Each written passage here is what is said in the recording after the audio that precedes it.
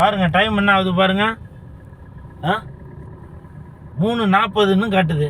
இதுக்கு நான் என்ன சொல்கிறது, அப்படியே ஒரு அந்த ரவுண்டானது அப்படியே ரவுண்ட் அடிக்கிறேன் பாருங்கள்.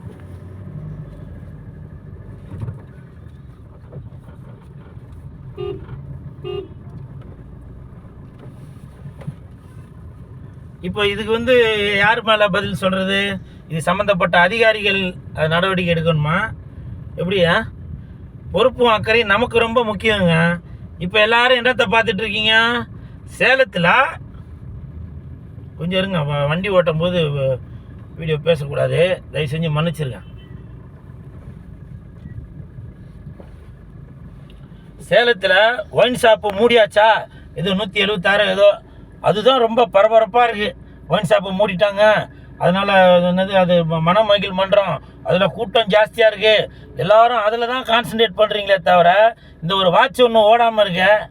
எவ்வளோ ஏழை பாலைகள் அந்த வாட்ச் ஓடாமல் இருக்கிறதுனால அதை பார்த்து டைம் தெரிஞ்சுக்கிறதுக்கு யோசிப்பாங்கல்ல. இங்கே உள்ளவங்களாம் நம்ம எல்லாருமே இப்போ படிப்பறிவு உள்ளவங்களா இருப்பாங்களா? எல்லாருமே வாட்ச் கட்டிகிட்டே இருப்பாங்களா?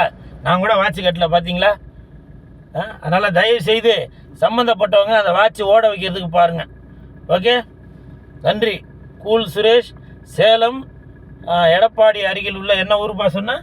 கொங்கனாபுரம். கொங்கனாபுரம் அங்கேருந்து பேசுகிறேன். நன்றி.